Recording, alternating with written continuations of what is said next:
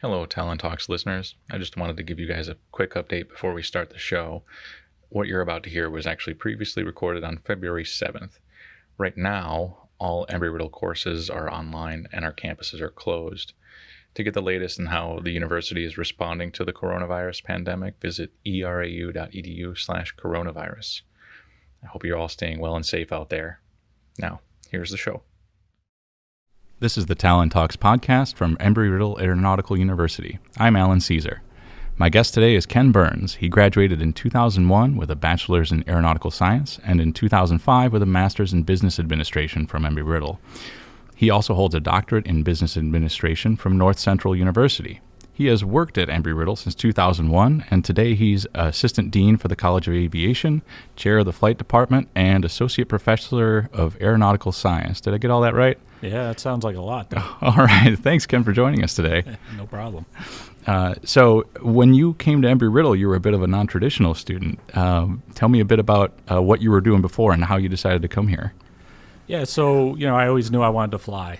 Probably like almost every other Embry-Riddle student I've met, one of my earliest childhood memories was wanting to fly an airplane. So that was always something that I had aspirations to do. My father was a crew chief on a helicopter, in Vietnam, so he had some experience. He soloed an airplane, at his Army Air Base after he returned. So it was something that we always talked about and something that I did at a very young age. Started flying, a couple flight lessons. But it was just, it was a different time, I guess, for me. He actually passed away when I was in high school, so it kind of slowed things down a little bit for me and my family. And it took some time for me to really get up the gumption to actually leave home and to come down here. I always admired Embry-Riddle.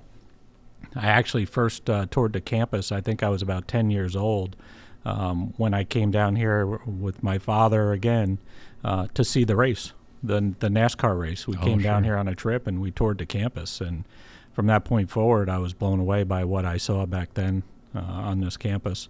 And I knew I wanted to come here, right? So, but it took a little bit extra time. I spent some time in the trades, did all sorts of jobs. I was an oil burner mechanic for a little while. Mostly I was an electrician's assistant. And just at one point said, okay, I'm going to do this. I'm going to apply to Embry-Riddle. And when they accepted me, I was fairly surprised because I'd been out of school for a little while. But I headed down here and started to follow this path. So you took a break in the middle of your bachelor degree, is that right? That's correct. Tell me a little bit about that. So I first came here in 1995, the fall of 95, and in 1997, my girlfriend and I found out that we were going to have a little baby girl. And at that time, I thought, well, I can't be doing this school thing. I need to get serious and go back home and get a job.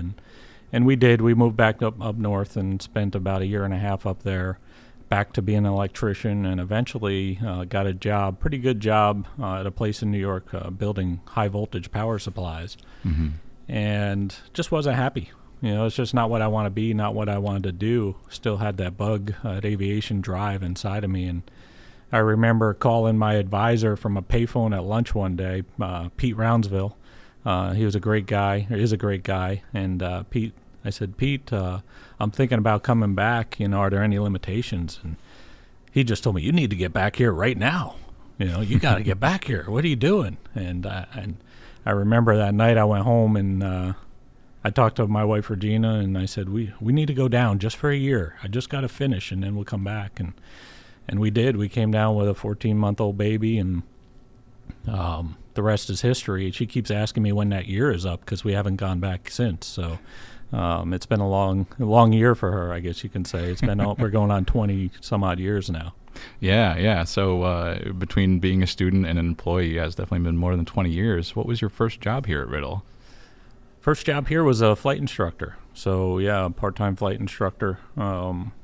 Started through the ranks that way, just like everybody else at the time. This is pre 9/11. The industry was really starting to pick up at that point. People were moving through relatively quickly, and I was on track to go to an airline. So got the flight instructor gig, became a full-time flight instructor after that. why did you decide you wanted to keep working here after you got your bachelor's, and why did you want to go for a master's in business administration? Yeah, so it was a bit situational, I guess you can say. So, being a family man at that point, had my family with me, and then when September 11th occurred, hiring basically went to a standstill for many years. So there weren't many opportunities at that point to be a pilot, and right after September 11th, I decided, well, I should probably diversify a little bit. So I enrolled in a master's in business here at Embry-Riddle, and I went through that program, an outstanding program, by the way. It opened my eyes to all of the other gifts, or I wouldn't say gifts, the other things that excited me. I could combine, business and logistics with aviation, and from there I started to grow in my role in the flight department as well. I was a flight instructor, did some check airman, so a check instructor work for a while, but eventually I became a manager in the flight department and held various roles throughout the flight department over the last 20 years. What made you want to be a professor? When did you realize you wanted to do that? So as I grew into that role, I received a master's degree in business. I felt like I wanted more education. I ended up working on my PhD in business through a program. We had a partnership with North Central University at the time, and I continued to do that on the side. And when this job came available, the chairman of flight training, it's a faculty position within the College of Aviation. So I took that role. Before that, I was already adjuncting as a professor in the evening, in my my daily role in the flight department, and then adjunct teaching in the evening as well. So this allowed me to combine all of those things. So how has the flight training process, the tools, and so on changed since you were a student, since you've basically seen it from when you were a student up until now? Yeah. There's definitely a lot of change in the industry. For one, the motivation of the students, the motivation of the employers, and everything that's going on in the industry is just something that I could have never imagined 20 years ago happening. But when you look at our program specifically, it has gotten very mature in the sense of safety and safety management and building the ultimate professional for the cockpit. And along with that, so has our technologies, so has our aircraft. We're still using, it looks like the same old Cessna 172s, but on the inside, the avionics packages are very high end. That we allow our students to learn, on the latest technology that there is. We have ADS-B in every airplane, in and out, and we've had that since 2003, which is about 17 years before the FAA required it. So we're really pioneers in that regard. And we continue to push the envelope with technology and how to improve flight training. Ultimately, my role is one of safety. I need to make sure that our operation is running safely and efficiently, and that students are making good progress. But we continue to build on making a student or bringing a student to a level of training faster to become a more professional pilot. Using simulation, using virtual reality, and using other tools such as debriefing tools. We're testing a lot of things, and we're coming up with a lot of new methods to develop adaptive type curriculum for students so that we can improve their success rate in our program. So the FAA a few years back increased the number of hours in order to be a commercial pilot, 1,500 hours now. Is that correct? Yeah, so it's a bit different. It's 1,500 hours for somebody who doesn't go to a university. For somebody that goes to an approved institution like Embry-Riddle, who graduates from an approved degree, such as we have about 7 approved degrees, and who completes their instrument and commercial training at that facility and completes a certain amount of coursework, can get that reduced by 500 hours. So our students are actually leaving at more like 1,000 hours.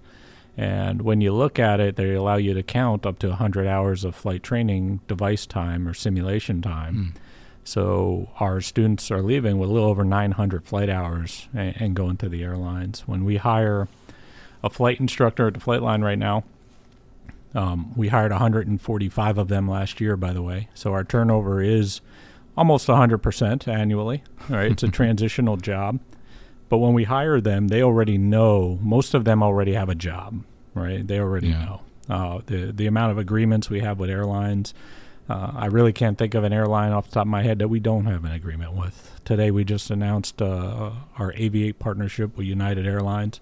And again, that's a program where United's going to select a cadre of our students in order to flow eventually to their airline. So the opportunities that these young folks have is endless, and they're achieving their dreams kind of at a record pace here, moving to the airlines very quickly. Do you have trouble getting enough instructor pilots since so many of them are getting hired out? It ebbs and flows. I can say really no, because we produce so many. So we're producing flight instructors at a very high rate, and those are the ones that are filling the role of those that are leaving.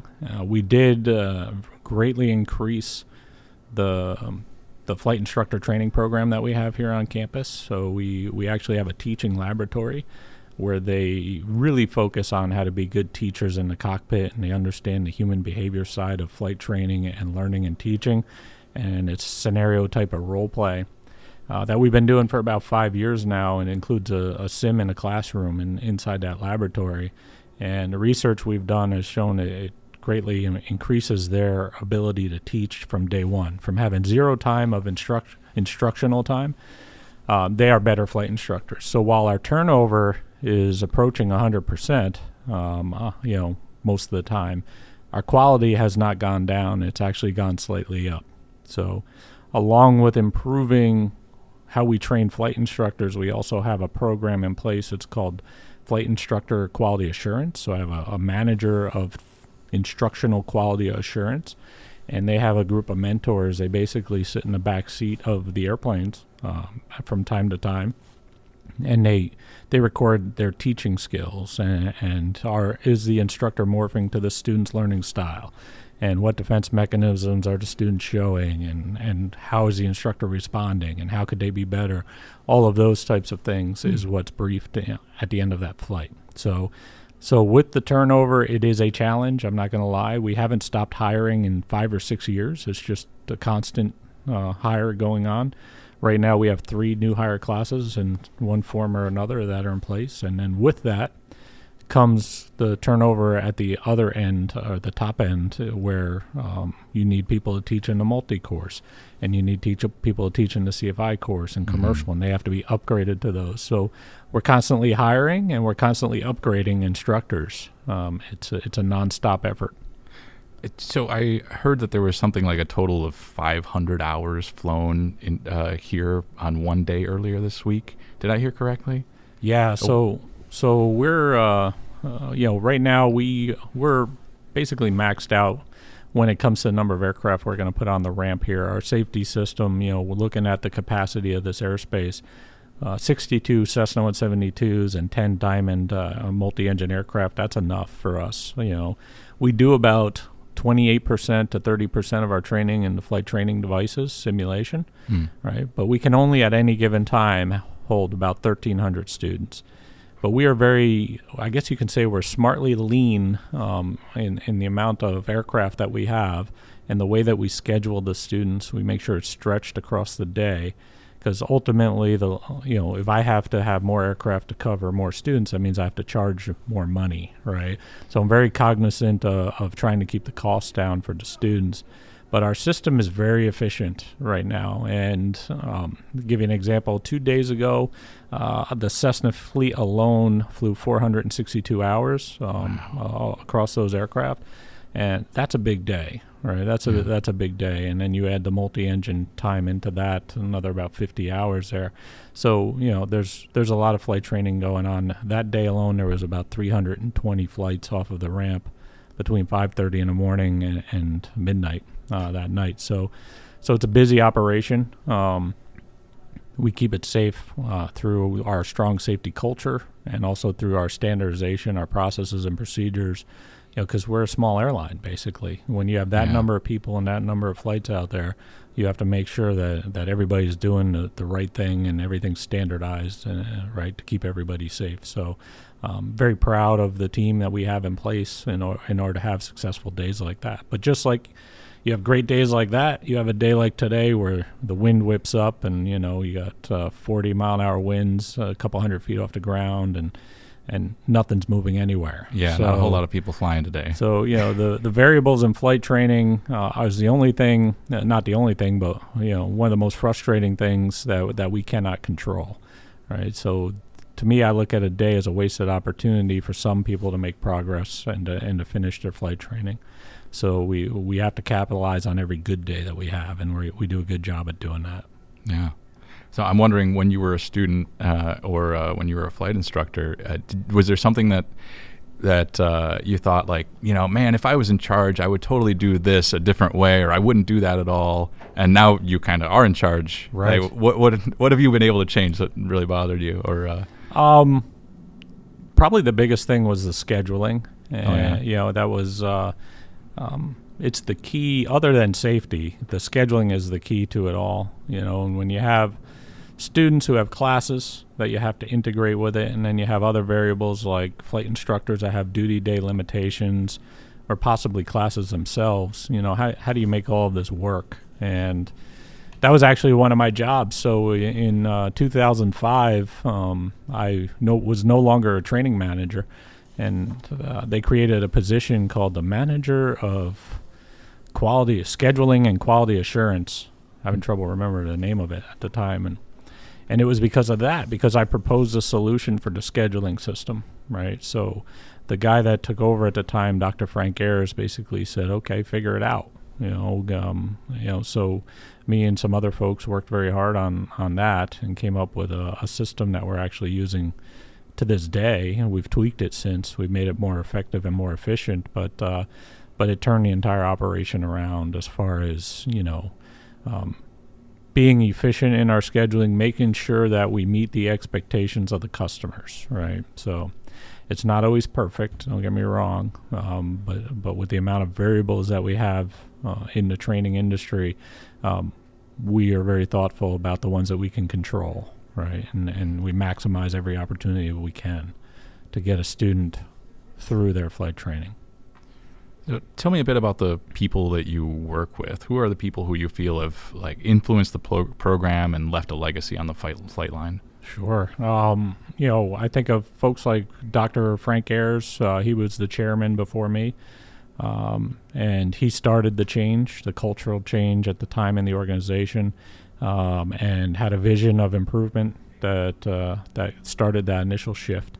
And then he moved on shortly after to be he went to Prescott, the chancellor of Prescott, and did a great job out there as well. So, he's definitely left a legacy there. Dr. Tim Brady, who was the dean at the time, he's the one that offered me this position 10 years ago, and he had the faith that I could do it.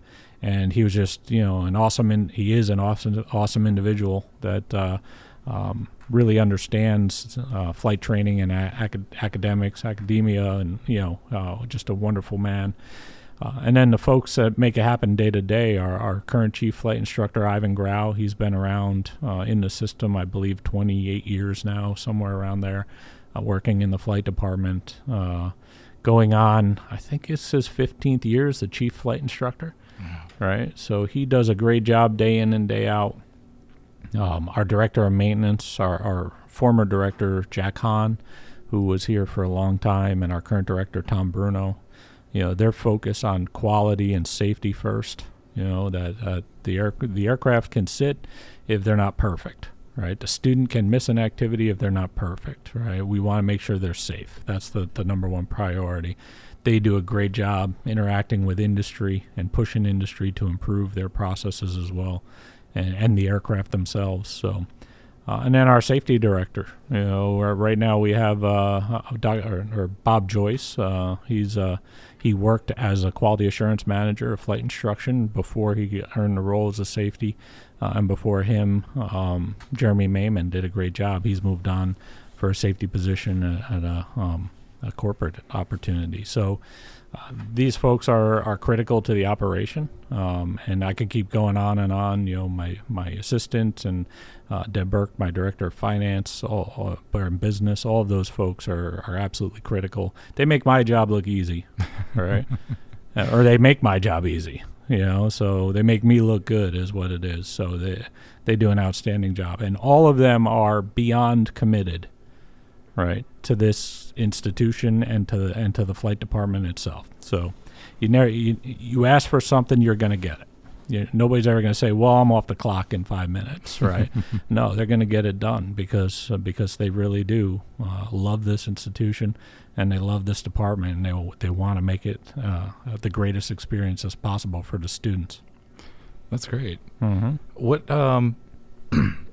excuse me. You're wearing the Embry-Riddle flight team jacket right now. Correct. What role does the flight team play in the program? It's a group of individuals that are really deeply, deeply committed to the profession and to the safety of aviation and improving it. The motivation that they have to do what they do. I mean, they're basically every day of the week. They're practicing in one form or another, whether it's flying the airplane or doing, calculations to prepare for, for testing at the regional and national competitions or aircraft recognition, whatever it may be. They are a great group of young men and women, and they're led by one of our training managers who has done an outstanding job, basically bringing them to a higher level, over the last few years. So I applaud them for their commitment, but they are the face of the flight department when we go and we compete regionally and nationally. And this year we plan on taking home the national trophy, so they are that good this year. And we've won regionals. I can't remember the number. I think it's like 25 years in a row, or I don't know the actual number. But we've got that down. Now we need to compete with Prescott a little bit better at the national level because they've won a whole bunch over the last 10 to 20 years. So, and this year we have the team to do it. Couldn't be prouder of those folks.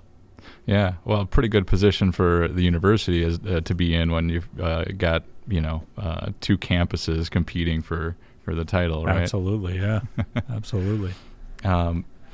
So you're general manager and faculty advisor for the hockey team. How did you get involved with the hockey team? It's so some of the students, knew I liked hockey growing up north in the New York area. A big-time Rangers fan and had some stuff in my office and would always talk a lot about hockey. So they needed an advisor, and the president of the club came in with his officers one day and said, listen, we heard you like hockey, and we'd like you to be our faculty advisor. And the first thing I could think about was, oh, my gosh, how much work is this going to be? And I asked him, okay, what do I have to do? And he said, well, just sign a couple papers and go to a meeting and that kind of thing. I said, okay, yeah, I can do that. So that was maybe 5 years ago. The time's getting away from me a little bit on that. But I watched him. I went to a game and, I met with them with their finances and we talked about how to do things. And it's a struggle for the students. The hockey team was, it's a big undertaking to manage it. It's a big undertaking to organize it and to figure the finances out, right? And you need to have a coach, and we didn't really have a coach, and so and then with a different president every year, it couldn't really get where it could really be. So I watched them struggle for a year, and I remember at the end of the season they came in my office, and I just kind of, I don't know if I wasn't even thinking, but I just kind of mentioned to him, I said, if you want to be serious, I'll take over managing this team. And they jumped right on that. And then at the time, I dialed my phone up on speakerphone, and I called Bob Joyce, who is now our safety director, like we talked about. He was working for me at the time as quality assurance. And Bob has a unique background. Bob was a hockey player at the University of North Dakota and won the NCAA championship. He was the captain of that team. He was drafted into the NHL. He was a Canadian Olympian. He played on the Boston Bruins, right? He had a 20 to 25-year professional career. and now he's working for me. And I'm thinking, well, this is a perfect opportunity. And I remember calling him. I said, Bob, are you interested in coaching the hockey? I don't even think I finished the word hockey. And he said, yes. So with that, we took the team on the next season, and it's been a great time. We've come a long way since then. It takes a lot to figure this out. To give you an example, I'm already done scheduling for next season. Wow. Right. So the students would, if no one was really looking at it, would wait till the summer and come back in August and say, okay, we got to find some games. Right. And we're already scheduled out through 2021. So, but it's been great. Got some great assistant coaches. Anthony Galante, professor of unmanned systems. Of course, Bill Thompson, director of alumni relations. Both of them with a hockey background. So, the four of us really took this on, and it's been a great time. We just got back from playing Air Force Academy in Colorado Springs. Unfortunately, we lost those games, but we are ranked 5th in the South right now, and I believe 13th in the nation, if I'm not mistaken. And we're going to be going to the regional playoffs for the first time, I believe, in our team's history, 20-some-odd years. So we're excited about it. Honestly, it's one of the funnest things that I've ever done at Embry-Riddle. I enjoy it. I enjoy watching the students grow and finding their passion for the game and seeing the successes that we've had. It's been a great time. That's really cool. Yeah. How is a club sport? Because the hockey team is a club sport. It's not.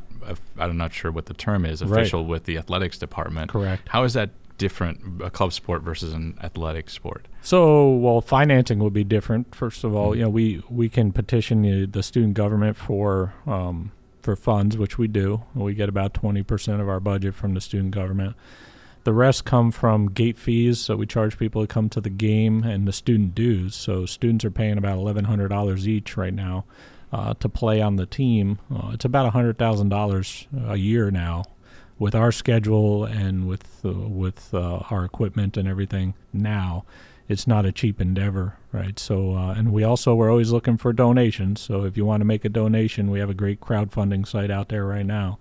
Because we plan to go to nationals this year, so it's a club sport, but it's very organized. There's the league we're in is nationwide. There's over 150 teams in our division nationwide, and we plan to be one of the top 4 in the South, so that we can go to nationals this year in Dallas. So, and we will know here shortly in about a month as our regionals. So we'll let you know how it goes. That's great. Yeah. So you've done you've trained some guide dogs in the past. How did you get involved with that? So, my wife told me we were going to train guide dogs. Okay. I came home one day and she said, we're going to train guide dogs. And I thought, okay. And it's a little bit deeper than that. So my wife, unfortunately, lost her eyesight at the time. At that time, she was completely blind by then. So she lost her eyesight from a childhood illness later on in life. And she had a guide dog, this beautiful German Shepherd. She was amazing dog. And she wanted to give back to that community. And she said, well, I can't do everything I used to do. I can't drive anymore, and I'm not working and that kind of stuff. I want to raise a dog. And so I said, okay, absolutely. So we brought that dog home. About 2 weeks later, we had a puppy in our house from this company called Southeastern Guide Dogs. They're over in Palmetto, Florida on the West Coast. They're a very organized guide dog company. So they breed the dogs, they train the dogs. They have a beautiful facility over there. And how it works is they breed the dogs. They call you and say, okay, here's your dog. And we keep it for almost a year. Every weekend we have to go to events. There's a local raiser group. We get a manual, it's almost like learning how to fly. You get the standardization manual. This is how you teach this command. This is how you teach that command. And then on the weekly meetings, the trainers would show us how to do it. And we did. We had a great time. When we went out in public, my wife's had her guide dog, and I would have the puppy on the leash, and the with a jacket on. So we'd be the people with the dogs everywhere we went. The dogs spent a lot of time actually on this campus, with me on days I'm not flying or wasn't flying. They'd be under the desk or walking from meeting to meeting, and that affects.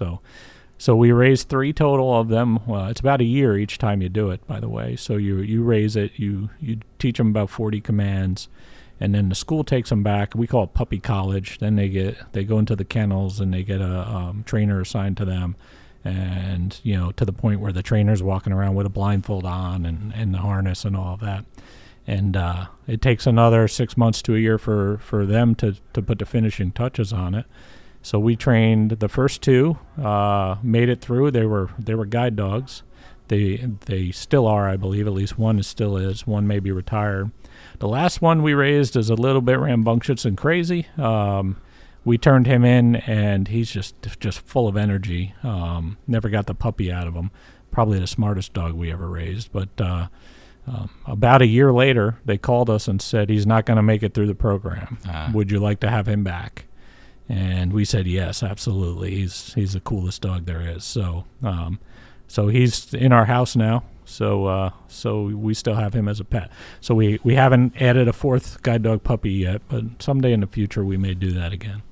How do you find? So you're on the flight department here. You're running the hockey team. Raising guide dogs from time to time. How do you find time for all of this and still spend time with your family and everything else? Well, so the great thing is that my wife and family are really into the hockey team. So I do nothing hockey without them. They came to Colorado. They'll be there tonight, right? So it's a family event. Otherwise, I probably wouldn't have the time to do it. You're right. I couldn't commit that much time to it if they weren't into it. And the same with the guide dog raising. I'd walk around a lot with the dog, and people think, well, look at him. He's raising a dog. No, it was a whole family. You know what I mean? And it wasn't my idea to begin with. But my wife is home, all day long potty training that dog and getting it to the point where we can even take it outside. So it's really a team effort. It always has been. So it definitely can't take all the credit. Now, Ken, it's time for our lightning round. All right. I'm going to give you 5 questions, and you're going to give me 5 answers. Are you ready? Sure. All right. Am I supposed to answer fast? I would not necessarily. Not necessarily. Okay. So you can fly any plane ever made from anywhere to anywhere. What do you choose? The SR-71. Okay. That's a bold choice. I want to get there fast and high, and I want that experience. That thing is unbelievable. Yeah. Of course, it doesn't fly anymore that we know of. So. Yeah, that we know of, yes. Yeah, that's the key, right? So where would you go from and to? I don't know. I'd probably watch the sunrise a few different times in each flight. There you go. And then just land where I took off. Love it. All right. If you could read only one book for the rest of your life, what would it be?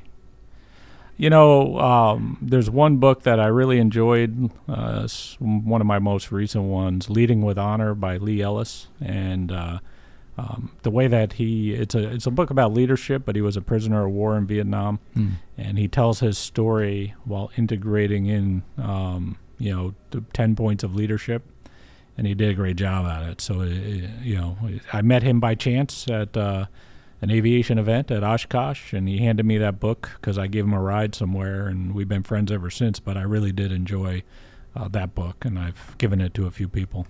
All right. So who's your favorite cartoon character? Oh, geez, I don't know. Cartoons. Bugs Bunny. Yeah. Like the sarcasm. Oh, that's good.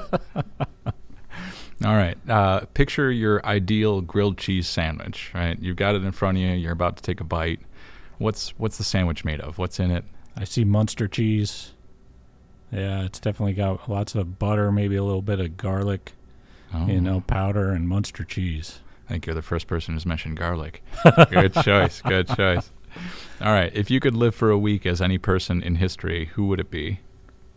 Oh, geez, that's a tough one. I'm not sure. Any person in history, huh?